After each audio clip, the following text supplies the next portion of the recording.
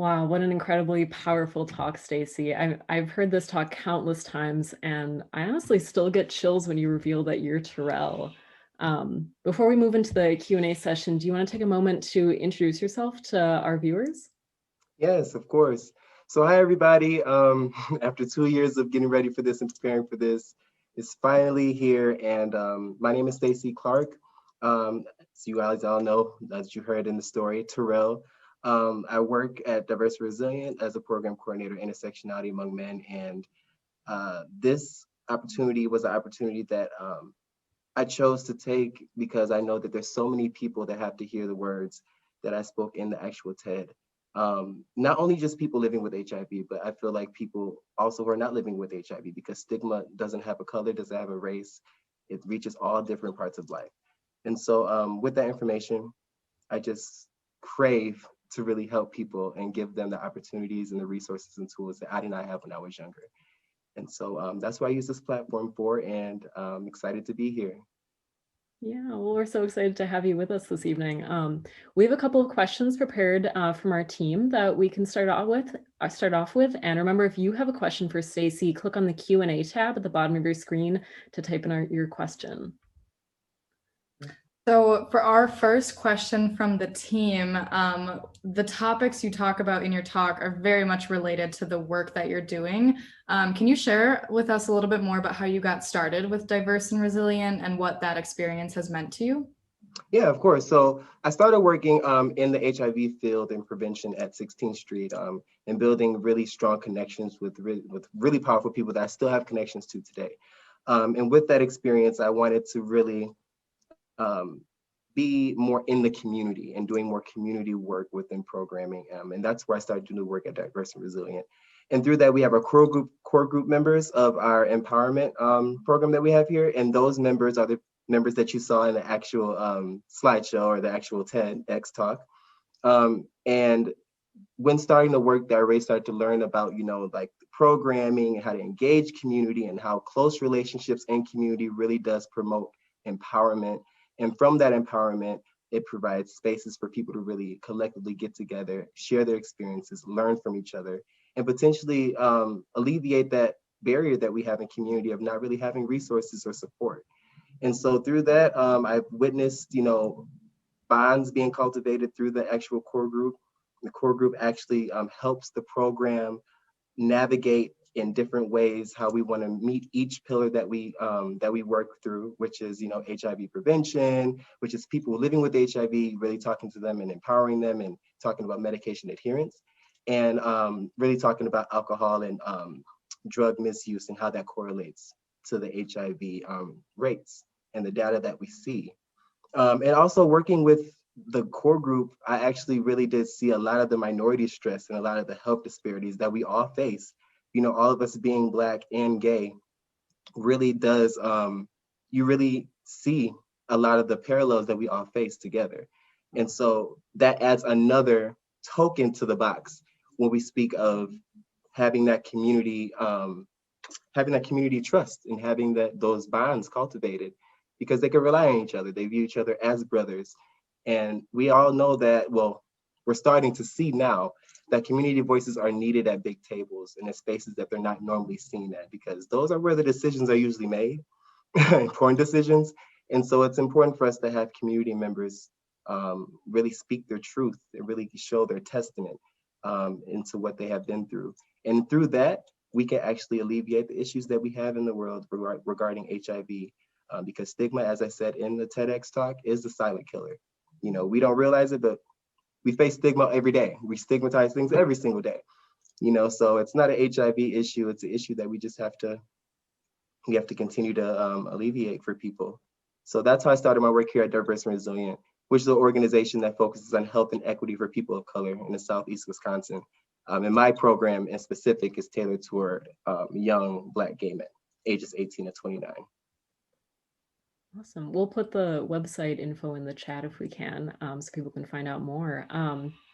So throughout this process, you've kind of gone back and forth a little bit about whether or not you wanted to publicly disclose your status as a person living with HIV in your talk.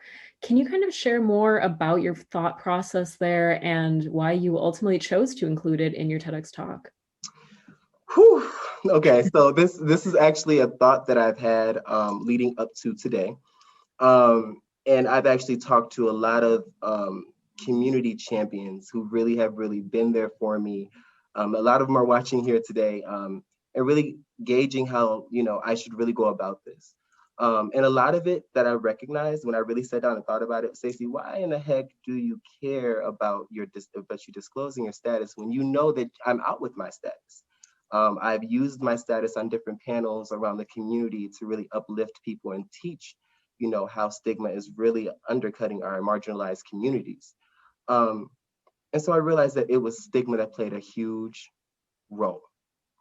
And I had to really think about the words that I was preaching in my actual TEDx talk and really look inward as I really was trying to really think about why I'm doing this. And I thought about my core group members, not saying that they're living with HIV, but they face the same health disparities and the minority stress as I stated before that I do. And it all goes back to me providing tools and resources that I did not have when I was younger, once again. So I decided to do it because I hope that somewhere, somehow, some way, someone gets to benefit from having this information for them. If they're living with HIV, it's not over. You're still human, you're still here, you still thrive, you still can do whatever you need to do to prosper in life. No one can take that away from you. And if you're not living with HIV, speaking to them, saying, hey, this is how we all contribute to the stigma. And this is how we all contribute to the minority stress and contribute to the health disparities that people have. And how can we really alleviate that together as a community? Because HIV prevention is just not about people living with HIV. It's so much more intersectional. And that intersectionality starts with us starting at a common place, at a common ground. And so I feel that I used my story, Terrell's story, as a prime example to show people, hey, this guy that's talking in front of you is human just like you. We all face stress, like I gave the examples, moving, getting a new job, getting a new dog. These are all stresses, but a lot of people face stress that some people face stress that other people don't really recognize or can't really identify with.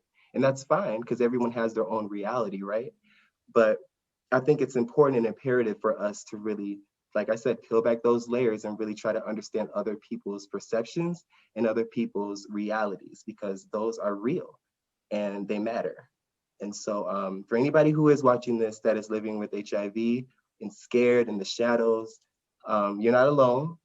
You're beautiful, you're human, you're here, and you're breathing. And so, and if you're a LGBT person of color, I stated in my TED, that's 2 strikes. They see it as 2 strikes, but there's so much power in who you are.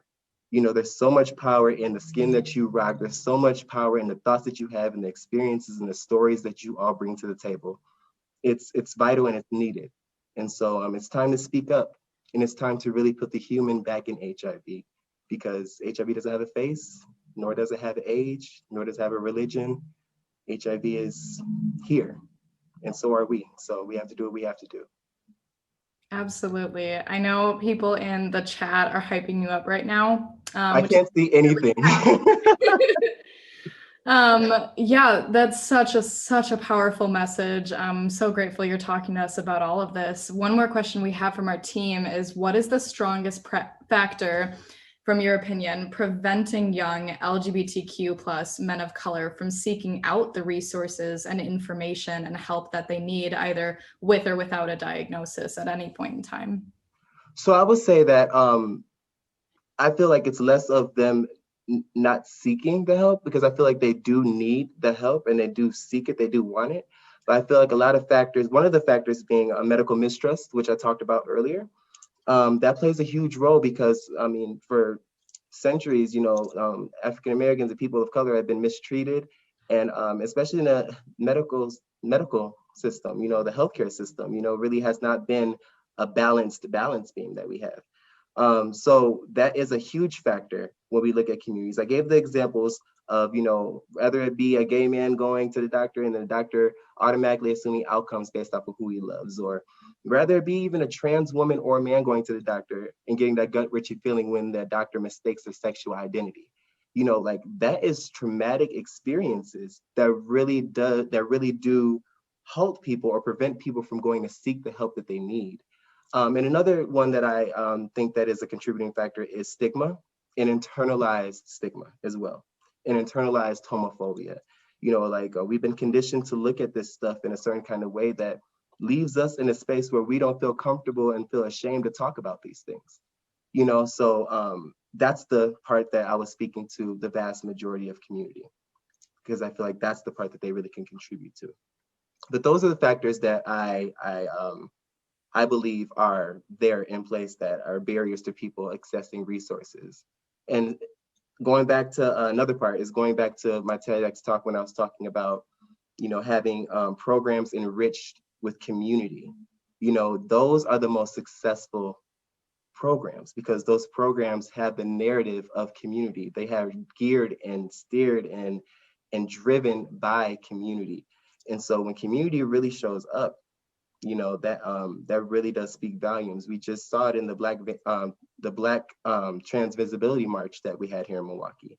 Like when people get together, it's a powerful thing, and it really leaves people, leaves people knowing that they're not alone, knowing that there's people behind them, knowing that people are advocating for them and showing up for them. And so those are the leading contributors that I feel contribute to people not getting the resources that they need. Yeah. Yeah, thank you so much for being here tonight and sharing these with us. We do have one more question from our team. What is the most memorable experience that you've had working with others in the I Am program at Diverse and Resilient? Most memorable experience. Yeah. There's so many experiences, but I think overall the experience of bonding and watching young men, young gay Black men come into the program, learn the tools and resources, and see how they apply that in their everyday life, and see them prosper and become fruitful in their lives. With our program, we help with personal and professional development. And when we watch these guys over time evolve as people due to the kind of components that are in our program, in our curriculum, that really, it got me emotional a lot in the past, and it could get emotional now, but I feel like these young men are just so resilient, and they all come from so many different parts of life, and they all come together and put their heads together, and we have fun, and we create events and interventions for a community that not only that I need, not only that they need, but that the community needs. And so it's like a domino effect, and seeing how they operate with each other and hearing their stories and how they beat all the odds really touches my heart and lets me know that this is the right work for me, and that this is effective, and this is the work. So there's not one experience in particular that I could point out, but I just know that out of all the experiences that are beautiful experiences, all in all, just them growing and prospering and being successful and having agency over their body, over their beliefs, over who they are as people, and having the audacity to go outside and be who they are and still thrive, still defeat the odds. Those are things that really let me know that this is the work and this is what we have to do, and we're doing it right. Oh, that's so amazing. You're making such an amazing impact on the Milwaukee community and beyond. It's just phenomenal. So why don't we transition over into some of our attendees' questions? So the first one that I have here, what are some steps we can take to best support same-gender loving men of color dealing with internalized homophobia? Okay, can you repeat that question? You cut out. Yes, sorry. Can you hear me now? Yep, I can hear you. Okay, what are some steps we can take to best support same-gender loving men of color dealing with internalized homophobia? And this is from Rashida Butler Jackson. When it comes to internalized homophobia, that is something that is learned. and that is instilled within oneself based off of what they're conditioned to. And so I would say that what we can do as a community as a whole is really address those things, and really educate ourselves about the experiences and about the narrative of work, how Black gay men want to move forward, and really realize that the reality that you live in is not the reality that someone else lives in. Even though that's not how you identify, that does not mean that someone else identifies that way, doesn't identify that way and still can't be prosperous. Providing safe spaces for people is the major part for me. And we all say safe spaces, what does that mean? But safe spaces isn't just having a rainbow flag on your door and condoms in the front for safe sex. You have to have a lot more stuff embedded in your programming, within the culture of your organization, and with the understanding of how you're going to move forward with addressing a marginalized community. So when it comes to internalized homophobia, I mean, we see it all the time, whether it be rappers talking about homosexuality in a very, very negative way, or rather it be we see it in our politics. Internalized homophobia can be branched from so many different roots. And I think how we answer to those and how we really respond to those really can help people really not be conditioned to have internalized homophobia, in addition to having the safe spaces that I talked about. Yeah, absolutely. Mhm. We have a bunch of questions for you, Stacy. Another one that we have is, besides your family and friends, what is one defining moment or opportunity that reminded you that you are worth more?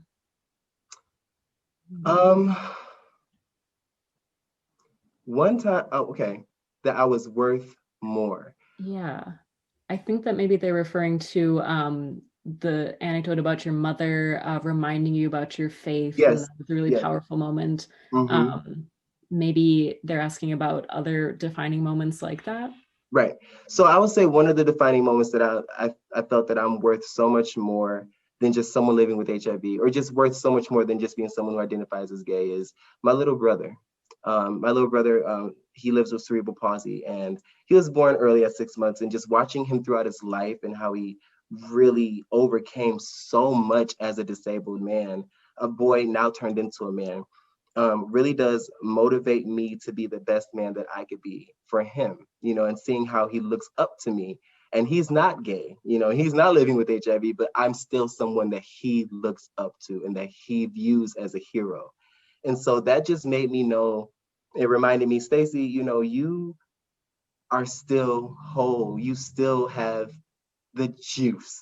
You know what I'm saying? You're not, it's not over for you. And you still have so much more to go. And my little brother reminded me that I am enough. Because if I'm enough for him to fight, and for him to have goals, and for him to set himself up in ways to live a prosperous life, I have to mean something. And then translating that into my core group members, and seeing how we build so much love for each other within our program, and how we all operate with each other. And the other coordinator I was talking that you guys introduced me at, like, I'm the other coordinator of IAM, the other coordinator of the intersectionality among men, building a really close relationship with him, and seeing what we're capable of doing in our community. IAM is the only program in the state of Wisconsin that does what it does for same-gender loving men of color 18 through 29. And so knowing all of that, knowing, what's effective, knowing the impact that's being left, that's all right by me. That's all right. And I feel like that's enough for me. I love that so much. Okay, another audience question from Jesse Franklin. In stressful times like these, as a man of color, what would you suggest as some ways to manage stress? Oh, well, I would say practice a lot of self-care. And self-care is not just you, sitting and doing affirmations, or rather if it's you finding something you want to do. Self-care is what you do to make yourself comfortable, that waters your plant and waters your soil. And I feel like that is what is needed in this time. And to surround yourself with people who can support you, who you have like ideas with. Drown out the noise, eliminate the noise. In today's world, you know, especially now what we see with a lot of police brutality, you know, it's really easy for us to fall into the pits of depression and fall into the pits of, of being bothered in ways. And we're going to be bothered in ways, but we have to realize that we have to stay strong and we have to make sure we stick together. You know, and like I said before, you know, being gay and Black, that's 2 strikes. And so from there, do we see it as 2 strikes, or do we see it as strength twofold? You know, like you have strength of being a Black person and you have strength of being a gay person. There's strength in both. There's beauty in both. And so in times like this, I would just say to surround yourself with people who support you, love you, and drown out the noise, and live the best life that you can live by you, you know, being intentional with how you set self-care for yourself. Absolutely. This next question is from Matthew Lewis. First, beautiful shirt, they say. What kind of Milwaukee do you hope to see for Black same-gender loving men living in this city 5 years from now? So in 5 years, I would love to see the city have more spaces that are safe spaces for people. I want to see, and I want to see more unity within the community. And we've seen it last year with our Pride March that we had, and that replaced Pride Fest, led by an amazing leader here in Milwaukee. He just did it in 3 days and attracted over 1,000 people. That is what I like to see in Milwaukee. I like to actually see the spaces that receive funding for doing the work for people of color and for marginalized communities, for them to be intentional with how they do it in ways that is beneficial and resourceful for those actual communities. It's one thing to have an agency or a nonprofit that addresses, you know, this or that for LGBT people of color, but you have to be effective. How is that sustainable? You know, how is that something that is going to last a long period of time and leave a true impact on community that leaves the city with less stress, less minority stress? You know, Milwaukee is one of it's rated, it's stated and everything. Milwaukee is one of the worst cities for African-American people to live. You know, and so just imagine how that is for people of color who are gay, bisexual, queer, transgender. You know, it adds a lot to that balance. And so that's all I would say, is just making sure that we have a community that truly is, like, genuinely is in place for all these agencies and community-based organizations, truly is a space for people to get what they need to thrive and to flourish. Not just to have their head above water, not just to make it by, but to really flourish and really grow and be fruitful. Yeah, I love that so much. Another question from Demi Joe. On addressing stigma, what are the challenges and successes in your experience in remediating stigma with both same-gender loving men and their communities? So challenges are,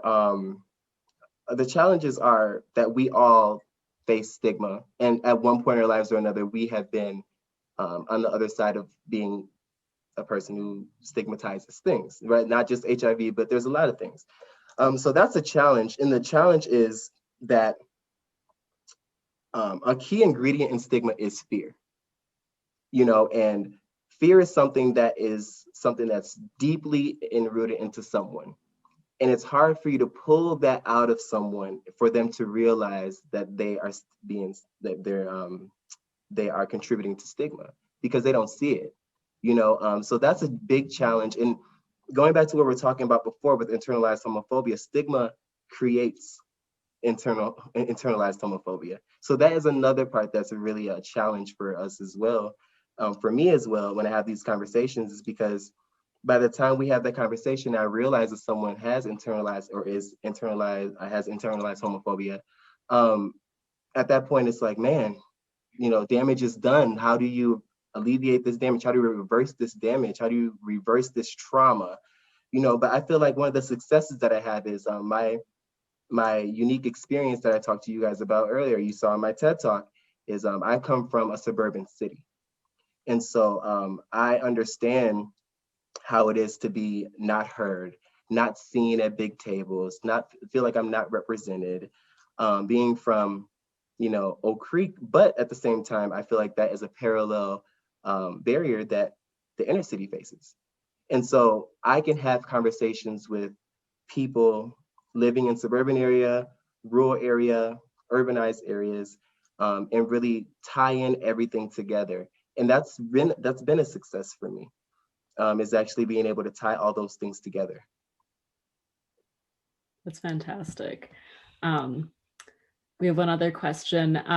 How can we get this information and awareness in schools? What part can we play in making the world more inclusive for BIPOC, queer folks, and everyone? Well, that is a very sticky kind of topic because when we talk about anything with sexual education in schools, it gets combated. But just because it's combated doesn't mean that you're not doing the right work. Just because it's combated does not mean that that it's not something that needs to be done. At one point or another in history, something had to be done first for it to be done at all. And so I would say that to have more representation in schools and to alleviate all that in schools, it goes back to what I was saying earlier with inclusive safe sex education. And what does that mean? Are we setting our youth up for them to, when they get older, they only know about heterosexual sex when they don't identify as being heterosexual? They don't know about the really important things that go into place when you are gay and you think about sex, or when you're transgender and think about sex, because those things are not taught.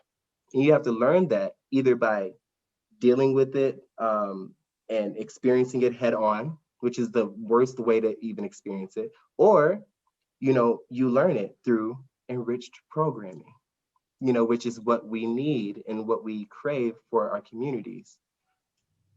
And so, what was the second part of the question? I think, let me find the question again. I think you found it. The whole question was, how can we get this information and awareness in schools? What part can we play in making the world more inclusive for BIPOC, queer folks, and everyone? Okay, so I'll just add to that by saying that a lot of it, I feel like it's really important for agencies and their leadership to accept and acknowledge LGBTQ 101. And I have experience with doing trainings for Medical College of Wisconsin with their pediatric residents in LGBTQ 101, because ultimately this is a huge population that they have to cater to, and that these marginalized communities look to them as, in a lot of ways, doctors are looked at as gods. Like they know this, they could heal me, they could tell me what's wrong with me, whatever. That is definitely needed in all different spaces, rather it be in the medical institutions, rather it be in churches, rather it be in organizations that focus on whatever. I feel like that's how we could really encompass everything and wrap everything up all together to make sure that there's a common understanding in each practice, each professional practice, when it comes to LGBTQ one-on-one. Absolutely, yeah. So we will ask one more attendee question. I don't see any else here. So if you have another question, maybe just put that into the chat, and then eventually when Stacy hops off, he can just type an answer back. So last question from an anonymous attendee. Do you foresee a program like I Am extending the age limits for certain folks to not lose the support that is achieved within the program? The question was, do I see I Am extending the age limits so that folks who found value in the program don't lose that support? Right. And that's something that has been a big thing that we've been focusing on in the last couple of years, because, as I said before, 18 to 29 is the age limit that we do our work for. But there's been conversations on how do we really make sure that these individuals, not like once they age out, that they're not just left, because we've been watering that plant, that soil that I was talking about earlier. So we want to make sure we continue to water that plant. And a lot of the times it's not as black and white as people think it is. It's a lot of gray when funding and making sure that, the funders want you to only cater to 18 to 29, but what can we do after that? What other areas can we really make sure these people have the resources and everything that they need? And a lot of that comes with individual work that we have individually ourselves as leaders in the community. What can we do to make sure that these people do not lose sight of this enriched program that benefits their life? We don't want to alleviate unfavorable social conditions for Black gay men, but then once we alleviate it and it seems like it's okay, we just push them out the door, which is something that we don't do. We find ways to really create programming that is inclusive for all ages with our events and things like that, but we're still looking at ways and how we can cater to people who are older. And there are a lot of there's different programs at Diverse and Resilient that does not have an age limit in it. And so working cross-pollinating within our organization is beneficial when it comes to that. And like I said before, our core group, they've been friends for so long. They're like brothers. There's no such thing as aging out when it comes to the love that you have for other people and the bond that you have with other people. And this is always going to be a place for them, regardless of if funders don't like to see them or not. They're definitely going to be still family, because that's part of the work. It's all part of the work. That's really beautiful. That's amazing. So before you head out, are there any other resources you want to recommend, links or social media handles you want to direct our audience to, or anything you want to share before you leave us tonight? Yes. So for HIV testing in the city of Milwaukee, there's a lot of different places to get testing, amazing places to get tested. And you can follow on Facebook, Direct and Real. And Direct and Real on Facebook is Diverse and Resilience CTR Counseling, Testing, and Referral Program. And you can definitely get the latest information on HIV, on testing, and different things going around in the community, as well as the Intersectionality Among Men, which is another Facebook page that we have here, and on Instagram, Intersectionality Among Men. And that's where you get the same thing, information about what's currently going on, events, information to prep, information for PEP. And on top of that, a lot of our pages have information on COVID vaccinations, because we understand with public health, that ties a big role into meeting people where they are. And so those are two big things. And of course, Diverse and Resilient on Facebook as well.